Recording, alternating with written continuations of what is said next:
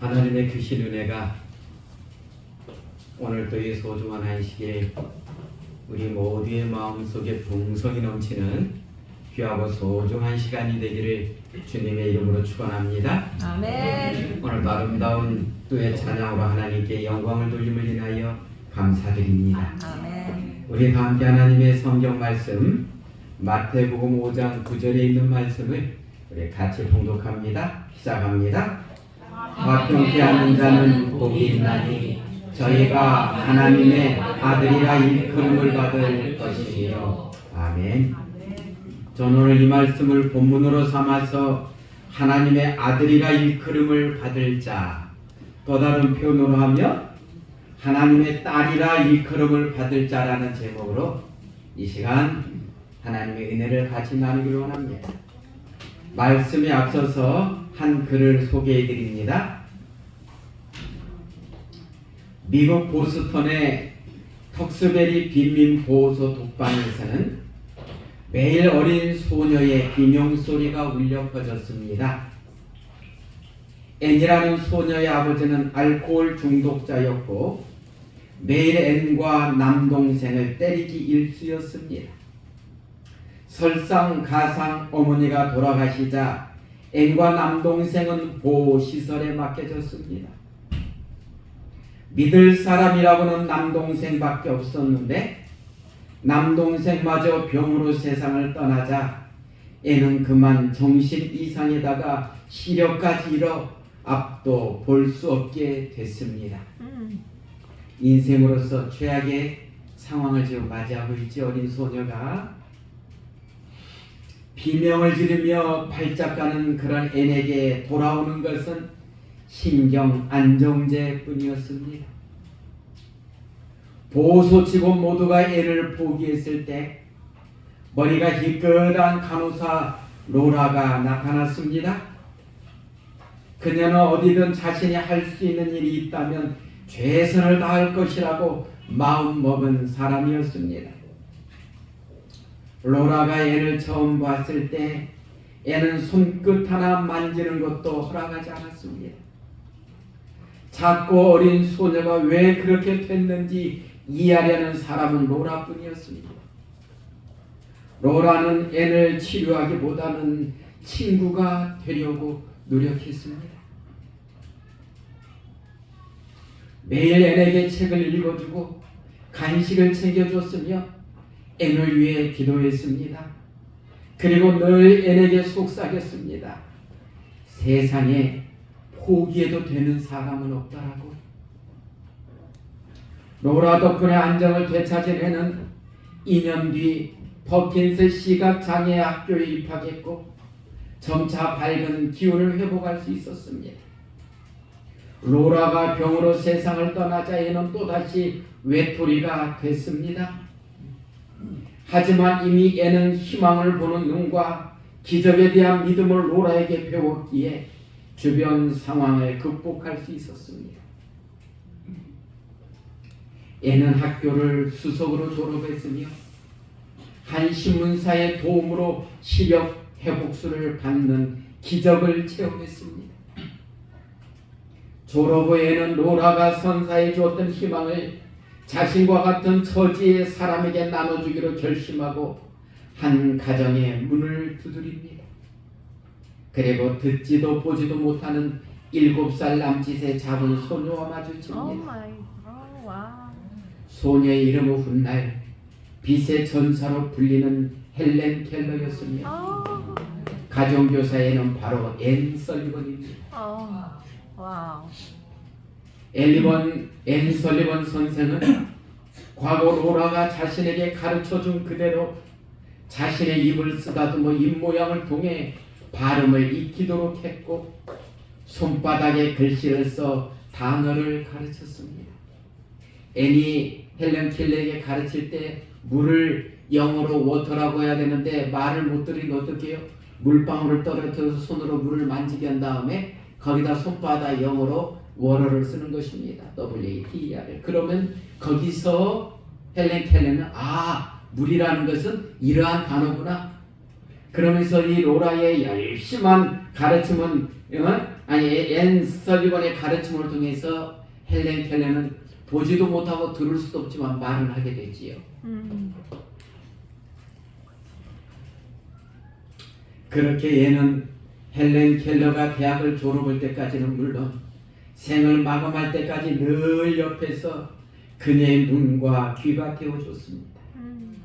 앤 설리번 선생은 반복해서 헬렌에게 이렇게 말했다고 합니다. 노랑이 씨는 같이 한번 읽을까요? 시작합니다. 실패를 두려워하지 마라. 실패할 때마다 무엇인가 성취할 것이다. 성취하지 못해도 무언가 얻을 것이다. 아멘. 헬렌 켈러는 평생 눈으로 보는 것과 귀로 듣는 것에는 실패했지만 늘 본질을 보기 위해 노력했습니다. 그래서 소중한 것을 보는 마음의 눈을 가지게 됐습니다. 훗날 헬렌 켈러는 이렇게 말했다고 합니다. 세상에서 가장 아름답고 소중한 것은 보이거나 만져지지 않는다. 이게 무슨 뜻이에요? 예수님. 네? 제가 볼 때는 사랑은 눈으로 보이거나 만져지지 않지만 모든 사람이 다 어때요? 느끼면서 살 수 있는 게 사랑이더라고요. 아멘. 그러지요? 우리는 정말로 인생에 있어서 우리가 예수님을 믿으면서 예수님이 눈에 보이지 않고 그러지만 성령님이 눈에 보이지 않고 그러지만 우리의 마음속에서 역사하시는 그분들의 사랑을 우리는 체험하면서 살잖아요. 주님의 사랑이 오늘도 우리의 마음을 어루만지고 있고 주님의 그 따뜻한 사랑이 오늘도 우리의 마음을 녹이고 주님의 그 따뜻한 사랑을 체험한 우리가 다른 사람에게 베푸는 사랑이 또한 어때요? 다른 사람의 마음을 녹이고 다른 사람을 변화시킨다는 거지요. 애니라는 그 어린 소녀가 변하는 데는 로라라는 그 한 여인의 따뜻한 사랑이 그러지요. 안아주고 감싸주던 그 따뜻한 사랑이 애니라는 아이를 완전히 새 사람으로 만들어줘. 앤 설리반이라는 사람이 헬렌 켈러에게 베풀어준 그 사랑이 나중에 헬렌 켈러가 이 세상에서 그렇게 위대하고 유용한 사람이 되어서 일할 수 있도록 만들었다는 것이지요. 오늘 우리도 이 주님의 사랑을 체험한 우리가 이 사랑을 다른 사람들에게도 나누어주고 가정에서도 같이 표현함으로 인해서 우리가 있는 곳에는 항상 사랑이 있고 행복이 있는 그러한 삶이 되기를 기원합니다. 아멘. 주님께서는 오늘 우리가 그러한 사랑을 나누면서 살라고 말씀하시지요. 그래서 오늘 현립교회 모든 믿음의 가족들은 그런 사랑을 나누지요. 맞습니까? 아멘. 현립교회 사랑이 많습니까? 네. 한 번 오고 또 오고 싶습니까? 아멘. 아멘입니다. 감사합니다. 오늘 우리 본문으로 돌아갑니다. 우리 예수님께서 말씀하셨지요. 화평케 하는 자는 복이 있나니 저희가 하나님의 아들이라 일컬음을 받을 것이요. 하나님의 아들, 하나님의 딸이라는 칭호 이보다 더 좋은 말이 어디 있습니까? 아멘. 우리는 이 땅에 있으면서 우리 아버지가 국회의원만 해도 우리 아버지가 국회의원이야. 내가 그 국회의원의 아들이야 라는 것만 가지고도 자꾸 어깨에 힘줄라 가지요. 근데 더 나가서 아니야 우리 아버지가 이 나라 대통령이야 하면 또 어때요? 그때는 어깨에 힘만 들어가는 것이 아니라 목이 뻣뻣해지려고 그래요. 왜 그래요? 나는 대통령의 딸이고 아들이야 이것 때문에. 그러나 그보다 더 대단하신 분이 하나님이시잖아요. 나는 하나님의 딸이야. 나는 하나님의 아들이야. 그런데 이 세상의 대통령이나 국회의원의 아들들은 어깨에 힘들어가고 목에 힘들어가는지 모르지만 우리 하나님의 아들, 딸들은 목이나 어깨에 힘이 안 들어가고 오히려 더 어떻게 돼요? 부드러워져요.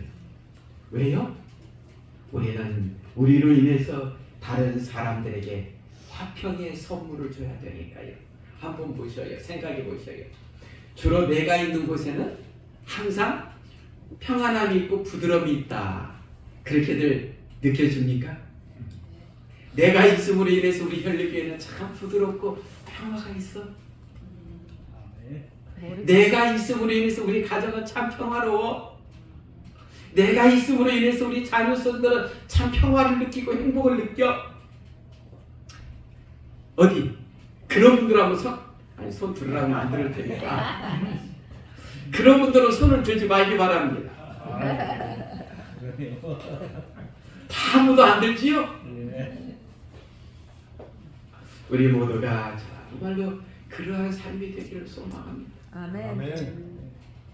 샬롬이라는 단어, 히브리어 샬롬, 우리말로 하면 무슨 뜻이에요? 화평, 피스, 평화. 유대인들은 서로 샬롬이라는 말을 아주 자주 사용합니다. 샤ባት 샬롬. 그래서 저도 그러고 싶어서 우리 집 현관문 들어오면 바로 벽에 제일 먼저 보이는 게 샬롬이라는 나무로 만든 그림입니다. 우리 집도 정말로 그런 평화가 있으면 좋겠다.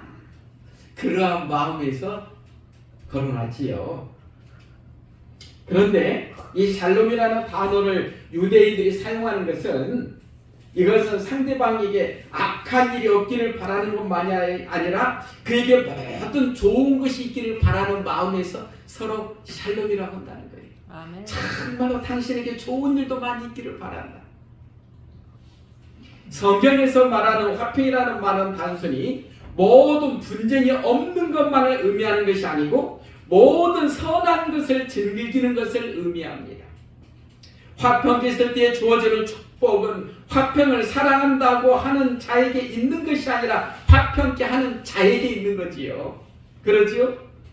만약 어떤 사람이 잘못된 방법으로 화평을 사랑하면 그는 오히려 화평이 아니고 분쟁을 만들게 되는 경우가 흔히 있습니다. 그러니까 화평도 내가 생각하는 방법으로 화평을 만들면 안 된다는 거예요.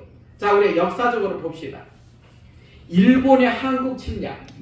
왜 그들이 조선시대에 왜 그들이 한국을 침략했다 그래요? 그들은 뭐라고 이야기했어요? 한국을 잘 살게 해준다는 미명하에, 한국을 더 선진국이 되게 해준다는 미명하에. 저는 그 조선시대 마지막 그 고종황제 대원군 그때 제가 정말 역사를 보면서 안타까운 것이 그 전까지 일본은 우리보다 문물이나 모든 게 더 약했어요. 그래서 우리 한국의 통신사들이 가면 일본은 아주 그냥 극진하게 대접했어요. 왜요? 주로 중국에서 문물이 우리나라로 왔고 그 문물이 또 주로 어디로 갔어요? 일본으로 제일 마지막에 갔어요. 그러나 이때에 마지막 우리나라가 일본에 먹히기 전에는 어땠어요? 서양 문물을 일본이 먼저 받아들였어요. 그래서 우리나라는 전기도 없는 그때 일본은 전투기까지 만들었잖아요. 철도를 만들고. 우리나라는 마지막에 대원군이 워낙 철저하게 뭐를 했어요? 쇄국 정치를 펴가지고 아예 서양 문물이 온 걸 다 막았어요. 그러면서 일본이 먼저 받아들이니까 일본은 막 급격하게 발전했고 우리나라는 어땠어요? 그 당시 전기도 없었잖아요. 철로가 어디 있어요? 일본이 놨잖아요. 이러다 보니까 일본이 볼 때는 그전에는 조선이라는 나라가 자기들보다 훨씬 탁월하고 우월했는데 지금은 어때요?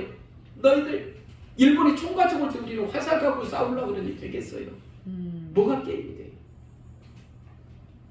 그러나 일본이 우리나라를 잘 살게 해준다는 미명하에 우리나라를 침략해가지고 했는데 36년 동안 우리가 잘 살았습니까? 얼마나 많은 사람들이 죽임당하고 얼마나 많은 사람들이 수탈당하고 쌀 좋은 거 다 일본으로 가져가고 이게 그랬어요. 이게 참 잘못된 그 평화론을 가지면 또 이렇게 되더라고요. 자, 북한의 남한 침략이요. 북한의 남한 침략에 그들이 내세운 이유가 뭐였어요? 잘 살게. 네? 해방. 미 압제로부터 해방시켜준다는 미명하에 그들이 우리나라 남한을 침공했습니다. 이 전쟁으로 얼마나 많은 사람이 죽었습니까? 100만 명. 볼까요? 이게 이제 우리가 지난달에 우리 서종원 앞에 원로 목사 은퇴한 목사님들 부부가 이제 저 소풍을 갔어요. 임진각에서 그전에 없었는데 지금은 거기에 뭐가 세워졌지요? 저쪽 비무장지대까지 가는 고돌라가 세워져가지고 우리가 그것을 타고 갔더니 그 미군들이 부대에서 하다가 지금은 이제 그 비어져서 하나의 관광지가 된 곳이 있어요. 그곳에 갔더니 6.25 역사에 대해서 이렇게 다 사진 해놓은 제가 이걸 사진 찍었거든요. 여기 보면 한국 전쟁 피해 병력 이거 군인들이에요. 여기 내용을 잘 보여요 글씨? 네. 네, 시력들이 좋습니다. 여기 보면 한국군을 비롯하여 유엔군, 북한군, 중공군 등 참전 군인의 전사자만 몇 명이에요? 83만 5,966명을 포함하여 총 235만 명이 넘는 인명피해가 발생했다. 와. 사망자가 이 숫자고 나머지는 부상당하고 막 장애인이 되고 전쟁터에 갔어요. 군인만 이래요. 그러면 또 민간인 피해는 제가 또 이거 들어가 봤더니 민간인 피해는 대한민국 측 민간인은 사망 24만 4,663명, 부상 22만 9,625명, 실종 등 포함하여 총 민간인 피해가 99만 968명. 이것도 정확하진 않아요. 어떻게 땅속에 부처에서 뭐 어디에 있는 사람 어떻게 다 찾아내겠어요. 이게 지금 남한 측 피해자라는 거예요. 사망자예요. 사망과 부상, 실종을 포함해서. 그 다음 북한 민간인 피해는 남북 합산으로 249만 명이 추정된다. 우리 국가기록원 기록이에요. 그러니까 남한에서는 약 100만 명이 죽거나 부상을 입었고 북한 측은 약 150만 명이 죽거나 부상을 입었다는 거예요. 북한이 우리를 그래서 해방시켜 줬습니까?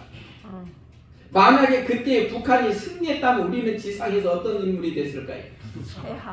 인권이 가장 무시되는 독재자에게 시리아에 씨름하고 있을 겁니다. 지금 북한이 잘 삽니까? 얼마나 세계에서 그냥 몇 번째 꼴찌로 살고 있잖아요. 얼마나 참 못 사는지 몰라요. 저는 그것을 봤을 때, 이야, 이 사람들이 자기들 나름대로 잘못된 그 판단은 화평을 만드는 게 아니라 더 비극을 만드는구나. 그걸 봤어요. 그래서 오늘날 세계는 서로 화평하고 화합하며 지내자고 말합니다. 그래서 유엔을 만들고 여러 가지 기구를 만들어 세계 평화를 누리고자 합니다. 그러나 이 세상은 평화롭습니까? 저는 요즘 러시아와 우크라이나 전쟁을 보면서 제가 한 가지 좀 제가 잘 모르는 게 있어요. 옛날에 북한이 우리 남한을 침공했을 때는 유엔군들이 어떻게 했습니까? 각 나라에서 모여가지고 도와주러 전쟁하고 싸웠잖아요. 근데 이번에 러시아가 우크라이나를 침공하는데 유엔군이 움직이질 않더라고요. 그래서 이건 왜 그러지? 그때하고 지금 뭐가 다르지? 신목사님 이게 뭐가 다른 거예요? 난 이게 지금 약간 혼동이 와요. 그때는 북한이 우리나라를 남나라를 침공했을 때 유엔군들이 다 그냥 나와가지고 싸웠잖아요. 그러나 지금 러시아가 우크라이나를 저렇게 침공해갖고 몰아붙이고 있는데도 유엔이 안 움직여. 야, 이건 왜 그러지? 제가 그래서 이번에 이 말씀들 이렇게 보면서 왜 그러지? 좀 신목사님 연구 좀 해서 좀. 우리 인간은 참 이다지도 화평을 누리지 못하면서 정말로 살아가는 존재가 되고 말았는가. 이 전쟁은요 역사적으로 끝이 없어요. 끝이 없어. 그랬지요? 정말로 우리 나라도 역사적으로 보면 맨 전쟁이 역사예요. 전쟁이 역사. 하나님께서 선하게 창조하신 사람들이 왜 이렇게까지도 변했습니까? 전쟁이라는 건 제가 보니까 사람 죽이는 일입니다. 누가 얼마나 더 많이 죽였냐 이 싸움이더군요. 그게 결국은. 그 더 많이 죽인 측이 이겨요. 이렇게 잔인한데 그러면 이 세상은 원래 하나님께서 창조하신 이 세상은 선했는데 하나님과의 약조를 깨뜨린 미안하지만 우리 인류의 조상 아담과 하와로 인해서 불신과 증오로 오염되기 시작했다는 거예요. 저는 성경을 읽으면서 제일 참 아이러니가 또 이 장면입니다. 여러분 이게 무슨 장면이에요? 네? 가인과 아벨이 하나님께 제사를 드렸어요. 그런데 아벨은 하나님께서 양으로 드리는 에게서 이게 하늘에서 불이 내려와서 제단이 태워졌는데 저 가인의 곡식만 드린 제단은 어때요? 불이 안 내려왔어. 이러면 이게 아벨이 잘못한 거예요? 가인이 잘못한 거예요? 가인. 네? 누가 잘못한 거예요? 가인. 우리가 하나님의 사랑과 하나님의 그 역사하심을 이루기 위해서 우리가 하나님의 뜻대로 살아야 되잖아요. 그러나 가인은 하나님의 뜻대로가 아니라 누구 마음대로 살았어요? 자기 마음대로 살았다 보니까 하나님께서 가인의 제단을 안 받아주시고 제사는 아벨의 제사를 받아주셨어요. 그러면 누가 더 나빠요? 누가 더 착해요? 동생이 아벨이 더 착해요. 그런데 누가 누구를 죽였어요? 악한 게 가인이 하벨을 동생을 죽여요. 저는 이해할 수 없는 것이 이들은 아담과 하와의 바로 첫째고 둘째 아들인데 이때도 이렇게 사람이 그렇게 마음이 약해질 수가 있을까?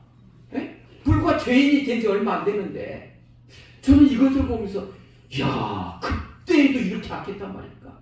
그런데 지금은 어때요? 훨씬 더 많이 약해져 가지고요.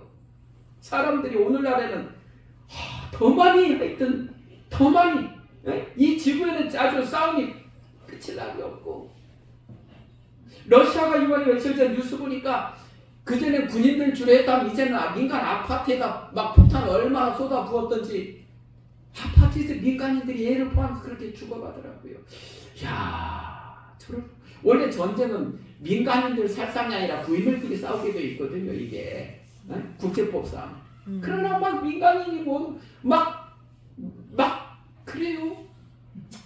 야 이걸 저는 이렇게 보면서 우리 인간이 정말 이렇게 한가. 오늘날도 우리나라를 포함해서 사람 죽이는 무기 만드는 연구를 얼마나 하는지 모릅니다. 우리나라도 미안하지만 세계에 무기 판매하는 게 있어서 몇 손가락 안에 드는 나라입니다. 미국 저 무기 수출이요. 대단한 나라입니다. 우리나라도 지금. 예? 하여튼 사람 죽이는 일에 이렇게 열심히들 해요. 그러니 세상에 무슨 평화가 있겠어요? 이스라엘과 하마스의 전쟁으로 얼마나 많은 사람들이 또 죽어가고 있는지 몰라요. 이러한 가운데 하나님께서는 너희는 분쟁을 만드는 사람이 아니라 어떤 사람이 되라고요? 화평하는 자가 되라고 하셔요. 그럼 우리가 화평을 이루기 위해서는 제가 이렇게 보니까 인간 간의 화평도 중요하지만 먼저 우리는 하나님과의 화평이 있어야 돼요. 그래요 안 그래요? 이래야 이 사람이 좀 변합니다. 이래야 사람이 좀 변해요. 우리가 정말로 하나님과의 화평을 이루는 길은 우리가 못해요. 이것도 하나님께서 먼저 해주셔요. 아멘. 그래서 우리가 이렇게 말씀해 보니까 하나님께서는 우리 인간들끼리 놔두면 그 누구예요? 가인과 아벨, 아담과 하와의 첫째, 둘째 아들도 서로 죽이니 인간이 얼마나 급속히 악화된 거 아시는 하나님께서 우리를 위해서 누구를 주셔요? 예수 그리스도를. 그래서 누가복음 2장 14절 다 같이 봉독합니다. 시작합니다. 지극히 높은 곳에서는 하나님께 영광이요 땅에서는 기뻐하심을 입은 사람들 중에 평화로다. 누가 한 말이에요? 예수님. 네? 아니야 천사들이. 네. 예수님께서 베들레헴 땅에 태어나셨을 때 하늘의 천사들이 지금 주님을 찬양하고 있는 노래예요. 그렇지요? 천사들은 뭐라고 이야기해? 지극히 높은 곳에 계시는 하나님께는 영광이 되고 이 땅 위에 기뻐하심을 입은 자들에게는 평화가 임한다. 그래서요 참 제가 예수님 믿고 나서 가장 큰 특징이 뭐냐 하면 어떠한 상황이 있어도 마음의 평화를 유지하는 것이 훨씬 더 쉬워졌다는 거예요. 막 속상하고 열받을 때 누구한테 기도해요? 예수님. 아이고 하나님 좀 도와주세요. 그러면 확실히 좀 더 쉽게 어때요? 이게 마음이 누그러져요. 아멘. 그러지요? 참 이게 우리 주님께서 주시는 은혜이고 축복이에요. 아멘. 그 마음의 평안함이 우리 주님께서 주시는 그 은혜예요. 먼저 주님께서 우리의 마음속에 너희에게 먼저 그 평화를 심어주셔요. 또 이렇게 말씀합니다. 그러므로 우리가 믿음으로 의롭다 하심을 얻었은지 우리 주 예수 그리스도로 말미암아 하나님으로 더불어 뭘 누려요? 화평을 누리자는 거예요. 누구든지 주님께 마음을 여는 자들은 주님께서 약속하신 이 화평의 장본인이 될 수 있다는 것입니다. 아멘. 그리고 이 화평을 마음에 가진 자만이 진정으로 화평을 만들 수 있고 다른 사람들의 화평을 나눠줄 수 있다고요. 우리 산상보훈에 있는 말씀을 보면 마음속에 받아들여진 그리스도의 은혜는 저기를 제거하여 준다. 왜냐하면 분쟁을 완화시켜주고 심령을 사랑으로 채워주기 때문이다. 하나님과 동료 인간들로 더불어 화목하게 지내는 사람은 불행해질 수 없다. 정말 그렇습니다. 요즘도 파크 골프로 다닙니까? 많이 못 다닙니다. 많이 못 다녀요? 예. 저도 이제 우리 손자 보러 저 묵동으로 출근해가지고 이제 요즘은 이제 우리 손자가 어린이집 다니기 한 달 돼갖고 우리가 낮에 여유 있는 시간이 많아졌어요. 네? 그래갖고 그 중량천 뚝방을 쭉 가면 거기에 파크 골프장이 있어요. 박 집사님 알아요? 아주 거기는 또 예약하기가 어렵답니다. 워낙 인기가 좋아서 중량천하고 바로 동부간선 사이에 잔디박스를 쫙 정말 잘 해놨어요. 나인홀로. 그래서 교수님이 경험 열심히 하는데 저도 이제 저는 주로 요즘 이제 탁구를 하잖아요. 그런데 여러분 탁구를 같이 하면서도 지면은 막 옆에서 내 파트너가 좀 복싱할 때 실수하면 막 화내고 하는 사람이 있지요.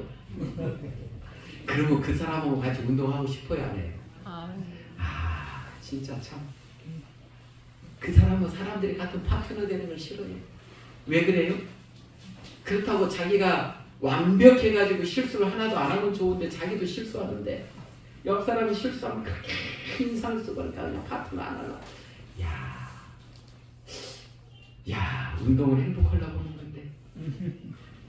그래서 우리는요, 정말로 하나님과 동료 인간들로 더불어 화목하게 지내는 사람은 뭐 해줄 수가 없어요? 불행해질 수가 없대요. 불행해질 수가. 우리에게 주님께서 주신 말씀이죠. 또 이렇게 말씀하셔요. 참되는 화평을 창조하시고 영속시키실 수 있는 유일한 능력은 그리스도의 은혜이다. 이 은혜가 마음에 심기워지면 그것은 분쟁과 분화를 일으키는 악한 정욕을 내쫓을 것이다. 결국은 우리가 변화될 수 있는 건 우리 주님의 은혜밖에 없다는 거예요. 우리가 화를 잘 안 내고 살 수 있는 것도 우리 주님의 은혜밖에 없다는 거예요.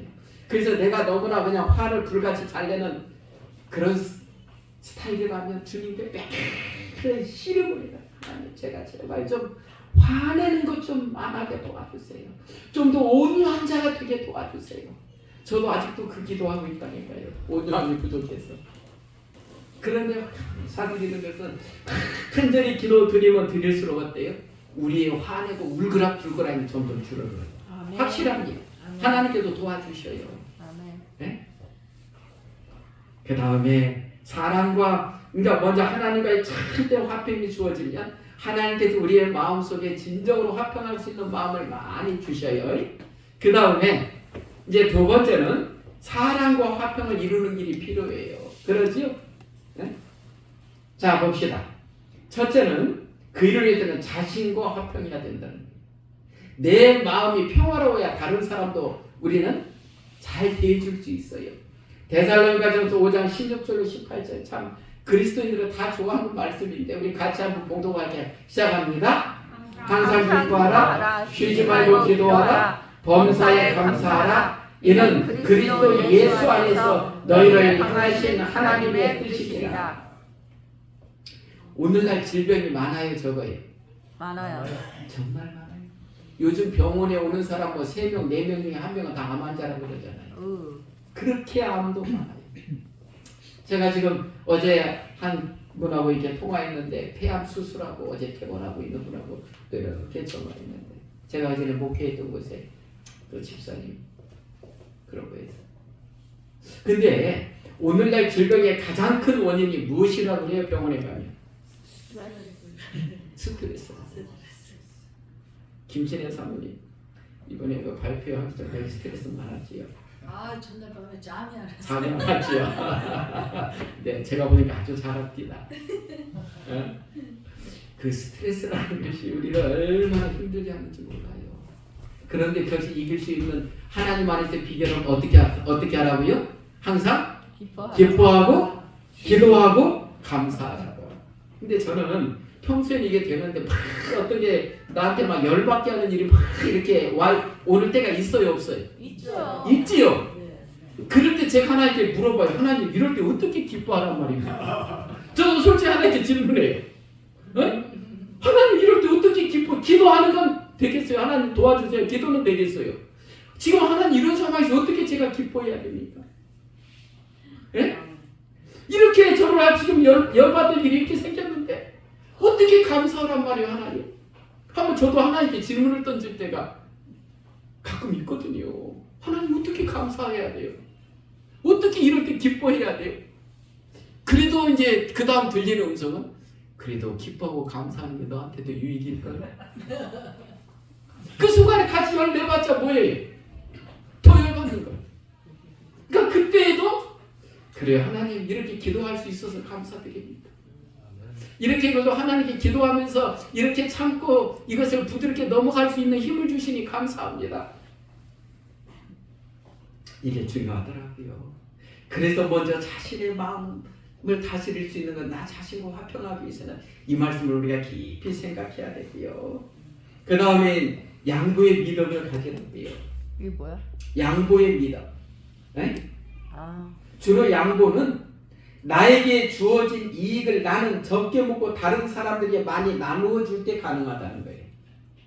네? 그러지요? 양보. 자, 우리는 성경에서 일을 아주 잘했던 한 믿음의 노동을 만나 이 사람이 누구 같아요? 이삭. 네? 이삭. 네, 이삭이요, 이삭. 자, 봐봐요. 그 당시에 가나안 땅에는 물이 굉장히 귀했어요. 그래서 그냥 우물을 판다는 것은 이건 벌써 물을 잘 얻는다는 건 대단한 축복이잖아요. 네. 그래서 이렇게 보니까 이 이삭이 종들을 통해서 우물을 파면 누가 와서요? 여기 보니까 이렇게 되면은 그냥 팔 때마다 누가 와요? 그 가나안에 아주 대장이 와요.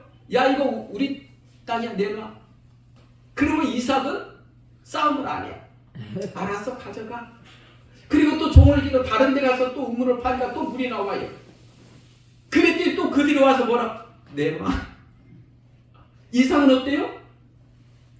가져. 에? 또 다른 데 가서 우물을 팠어. 또 물이 나왔어. 그랬더니 또 그들이 와서 뭐라 그래? 에? 근데 사람이 양심이 없어. 두 개나 가져갔으면 세 번째는 어떻게 해야 돼? 놔둬야 되는데 또 와서 뭐라 그래요? 내놔. 그러니까 이삭이, 여러분 이런 내용을 볼 때는 이삭이 이들보다 힘이 없어서 그랬을 것 같아요? 아니면 정말로요, 하나님 안에서 화평을 이루고자 양보의 믿음이 많아서 그랬을 것 같아요? 여러분이 볼 때는 전자의 후자 힘이 없어서다? 아니다. 힘은 있지만 정말로 그들과 화평하기 위해서 양보했다. 1번이 맞아요? 2번이 맞아요? 2번. 딱 여러분들은 믿음이 좋아요. 그런데 세 번째도 팠더니 어떻게 돼요? 내 노래? 이삭이 그까이 죠.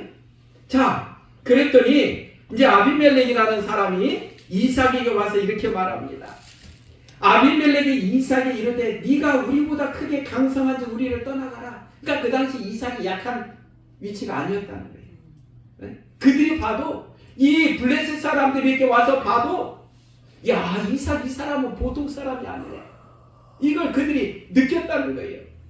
그러나 이삭은 어떠한 아픔과 희생을 치르고라도 블레셋 사람들과의 화평을 이루기를 원했어요. 그 다음에 이제 하나님께서 해결해 주시더라고요.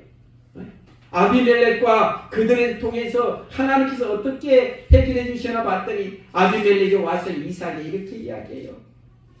그들이 가로되 여호와께서 너와 함께 계심을 우리가 분명히 보았으므로 우리의 사이 곧 우리와 너희 사이에 맹세를 서고 너와 계약을 맺으리라 말하노라. 너는 우리를 해하지 말라. 오히려 자기들이 해하는 게 아니라 누구 해하지 말라고요? 우리를 해하지 말라. 이삭이 하는 말이야. 이는 우리가 너를 범하지 아니하고 선한 일만 내게 행하며 너로 평안히 가게 하였습니다. 이제 너는 여호와께 복을 받은 자입니다. 근데 자기가 또 선한 일만 했는데 우물을 3개나 뺏어놓고는 우리 사람들은 주로 그렇게 자기를 모르는 사람들이 많아요. 내가 더 많이 뺏을 수 있는데 우물 3개 뺏은 것만은 선한 일이다 이거예요.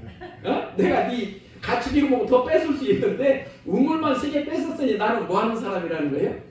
선한 사람이라는 거예요. 사람들이 이렇게 인간이 악해지고 논리가 그렇게 변하더라고요. 다른 사람을 실컷 두들겨 패놓고 나서는 뭐라 그래요? 내가 너 더 때리고 다리 하나 부러뜨릴 수 있었는데 요만큼만 한 것도 내가 선을 베푼 줄 알아? 깡패들의 논리가 옛날에 많이 그랬어요. 깡패들의 논리가. 그런데 지금 아비멜렉이 이삭에게 그랬어요. 그러니까 이삭은 힘이 없어서가 아니라 힘을 넘치는 사람이었는데도 그 다음에 하나님께서 해결해 주셔요. 그래서 우리는 때로는 너무 억울하고 힘들 때에도 하나님께서 해결해 주실 수 있는 그 길이 또 있다는 것을 알고 아멘. 그들과도 싸우고 다투지 말고 좀 더 참고 인내하면서 우리의 삶을 살아나가면 하나님께서 잘 해결해 주신다는 거예요. 그래서 예수님은 정말로 이렇게 말씀하셨지요. 또 내 이웃을 사랑하고 내 원수를 미워하라 했다는 것을 너희가 들었으나 나는 너희에게 이르노니 너희 원수를 사랑하며 너희를 핍박하는 자를 위하여 기도해라. 이런 마음으로 살라. 핍박하는 사람을 미워하지 말고 어떻게 하라고요? 그를 위해서 기도하라고요. 그래서 사도 바울은 또 이렇게 말했지요. 아무에게도 악으로 악을 갚지 말고 모든 사람 앞에서 선한 일을 도모하라. 할 수 있거든. 너희는 모든 사람으로 더불어 뭐하라고요? 평화하라. 평화하라. 양보에 미덕이 없이는 게 힘들더라고요. 생애의 향기와 품성의 아름다움은 그들이 하나님의 자녀라는 사실을 세상에 드러낸다. 사람들은 그들이 예수님과 함께한다는 것을 알게 된다. 어떻게 해요? 우리 현립교회 이제 얼마 안 되시는 분들은 여러분들이 와서 보니까 현립교회 식구들의 이런 사랑이 많아요? 네. 네, 고맙습니다. 자, 마지막 간단하게 할게요. 섬기는 자가 되라는 거예요. 이건 예수님께서 하신 말씀이죠. 너희 중에는 그렇지 않을지니 너희 중에 누구든지 크고자 하는 자는 너희를 섬기는 자가 되고 너희 중에 누구든지 으뜸이 되고자 하는 자는 모든 사람의 종이 되어야 하리라.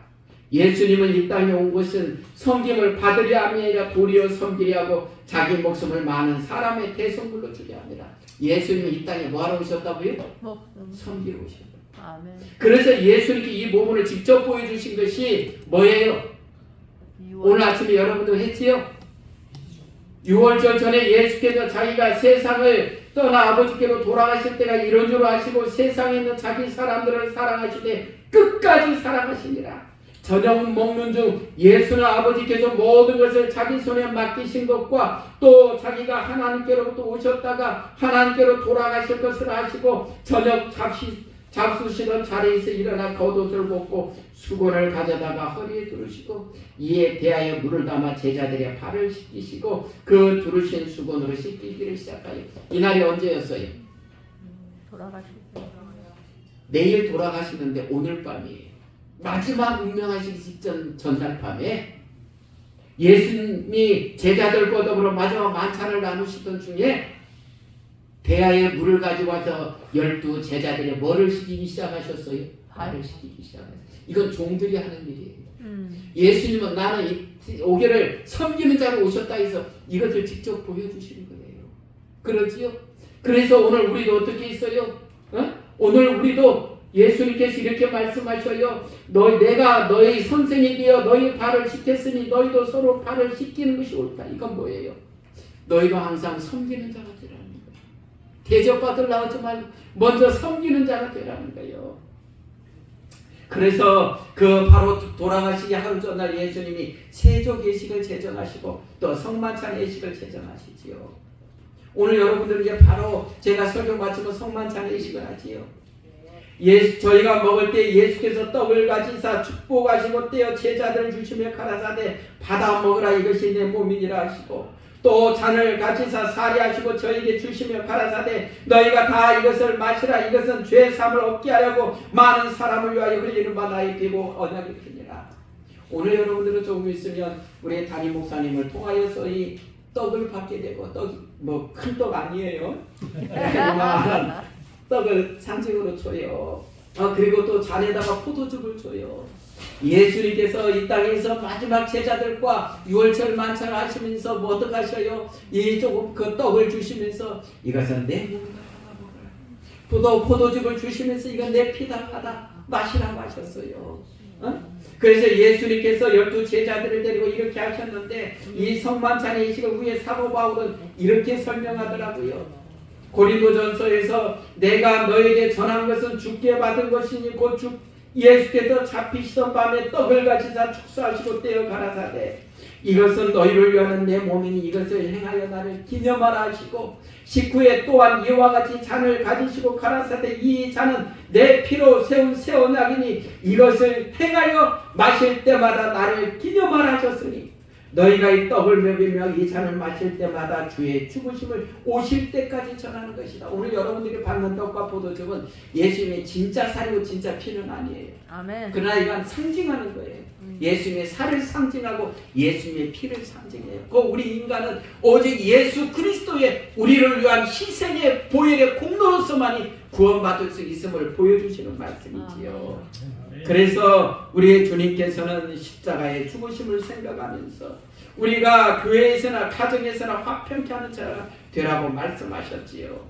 우리 히브리서 12장 14절 같이 봉독합니다. 시작합니다. 모든 사람으로 더불어 화평함과 거룩함을 쫓으라. 이것이 없이는 아무도 주를 보지 못하리라. 곧 다른 사람과 자꾸 분쟁 일으키고 싸우는 사람은 주님을 못 본다는 거예요. 싸움 잘하는 사람은 하늘에 못 간다는 거예요. 그러니까 우리는 싸움 잘하는 사람이 아니라 모든 사람과 더불어 뭐를 누리라고요?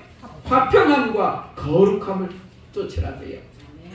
우리 주님은 말씀하셨어요. 오늘 본문에서 화평케 하는 자는 복이 있나니 저희가 하나님의 아들이라 일컬음을 받을 것입니다. 아멘. 우리 모두 이 말씀이 우리의 삶 속에서 이루어져서 내가 있는 곳에는 분쟁이 아니라 하나님 안에서 평화가 있고 화평이 있는, 나로 인해서 많은 사람들이 주님의 사랑과 평화를 누리면서 나로 인해서 만나는 사람이 주님의 그 사랑과 행복을 체험하는 멋있는 우리 혈육교회 믿음의 가족들이 되시기를 주님의 이름으로 축원합니다.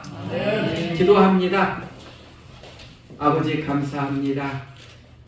오늘 우리에게 화평케 하는 자가 되라고 우리 주님 말씀하셨습니다. 이 말씀이 우리 혈육교회 믿음의 가족들에게서 이루어지고 있음을 인하여 감사드립니다. 주님, 우리의 모습 속에 주님의 모습이 더 깊이 자리하게 도와주시고 우리의 삶을 통해서 하나님께는 영광이 되고 우리가 만나는 사람에게는 복이 되는 화평케 하는 믿음의 가족들이 되게 은혜 베풀어 주시옵소서. 우리를 사랑하시는 예수님 이름으로 기도드립니다. 아멘.